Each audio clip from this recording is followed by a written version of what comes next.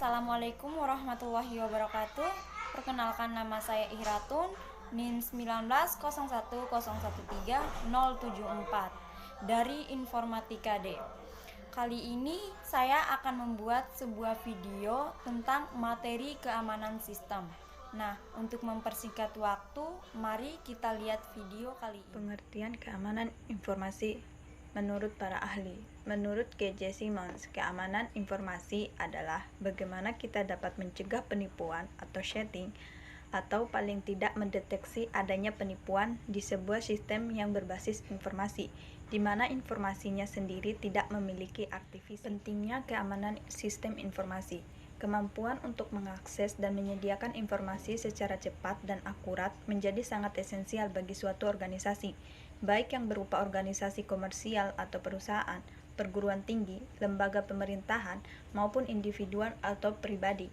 Keamanan informasi menggambarkan usaha untuk melindungi komputer dan non-peralatan komputer, fasilitas, data, dan informasi dari penyalahgunaan oleh orang yang tidak bertanggung jawab.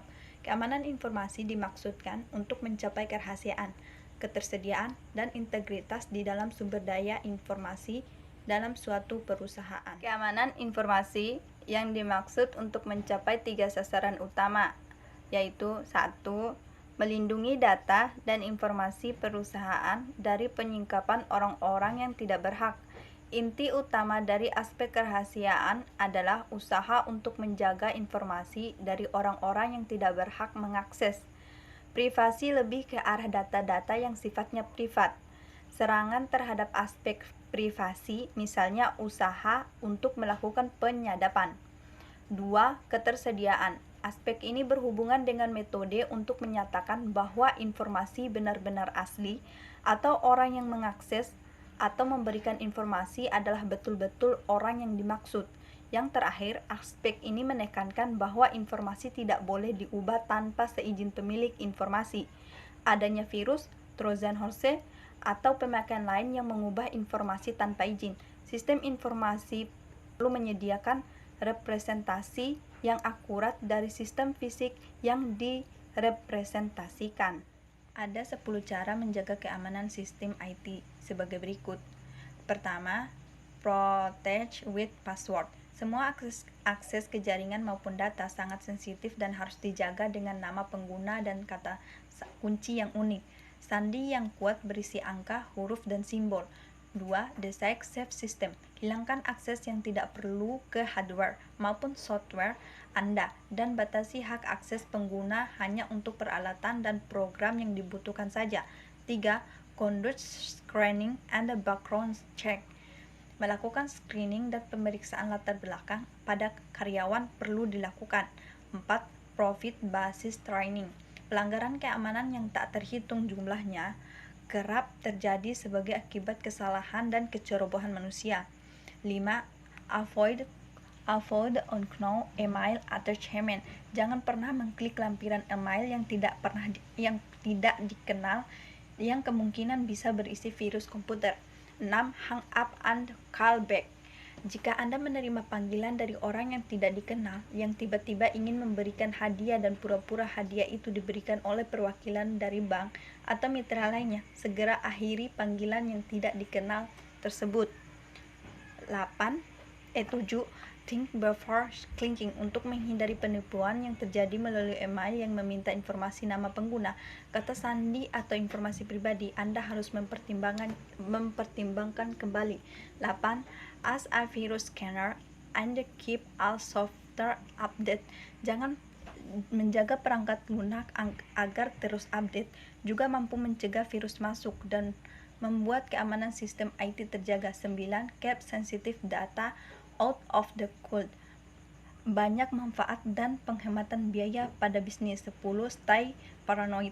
Jangan pernah meninggalkan laporan yang bersifat penting dan sensitif di meja Anda. Sistem informasi. Secara bahasa, sistem berarti kumpulan dari beberapa orang atau orang yang bekerja bersama secara terarah untuk mencapai suatu tujuan.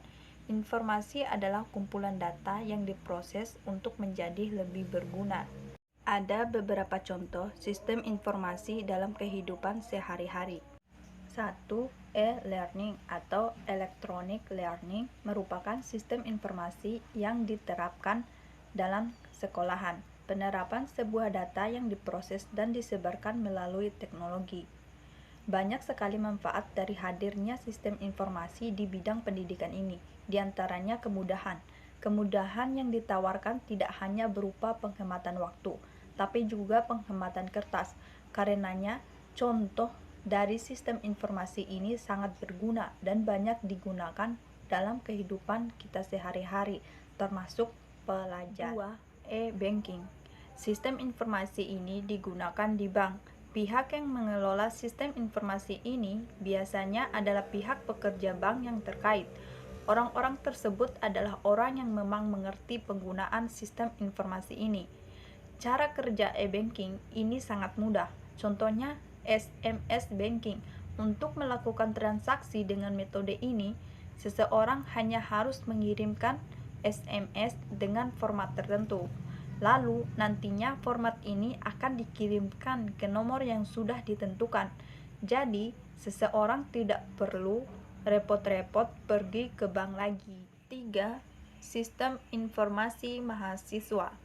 Sistem informasi yang penerapannya ada di dalam kampus. Sistem layanan mahasiswa ini diciptakan bertujuan untuk memudahkan kegiatan mahasiswa dalam kegiatan kampusnya. Salah satu kegiatannya adalah memperoleh hasil dari kegiatan akademis berupa tes atau kegiatan lainnya. Selain itu, sistem ini juga dapat memudahkan pendaftaran mata kuliah yang diinginkan di setiap semesternya. Para mahasiswa tidak perlu untuk datang langsung ke kampus untuk melakukan kegiatan tersebut. Mahasiswa-mahasiswa ini hanya cukup untuk membuka aplikasi yang sudah tersedia. 4. Artificial Intelligence atau kecerdasan buatan ini sangat memudahkan proses transaksi yang ada di perusahaan. Melihat kecanggihan AI ini, tidak heran jika banyak yang menerapkan hal ini pada tempat lainnya. Mungkin yang paling banyak dan paling sering didengar adalah AI ini diterapkan di handphone. Pada dasarnya, cara kerja sistem ini yaitu memecahkan masalah yang ada dengan pengetahuan dari para tenaga ahli yang telah dimasukkan ke dalamnya. Jadi, sistem yang diproses untuk menghasilkan informasi ini masih berasal dari manusia juga. 5. Enterprise Resource Planning. Sistem informasi manajemen perusahaan yang tidak banyak masyarakat awam tahu. Pada kenyataannya, sistem informasi ini banyak digunakan oleh beberapa perusahaan karena memudahkan kegiatan mereka. Sudah banyak perusahaan besar yang menggunakan sistem ini. Sistem ini berfungsi dalam hal monitoring atau pengawasan terhadap manajemen perusahaan. Selanjutnya, sistem ini juga terhubung dengan bidang, unit pekerjaan, keuangan, pemasaran, operasional, dan lain-lain. Hal-hal yang biasanya dilakukan dan membutuhkan waktu yang lama sekarang sudah bisa dilakukan secara singkat. 6. E-commerce atau perdagangan online. Ini mungkin salah satu contoh yang paling banyak diterapkan dan dirasakan oleh banyak masyarakat dalam kehidupan sehari-hari.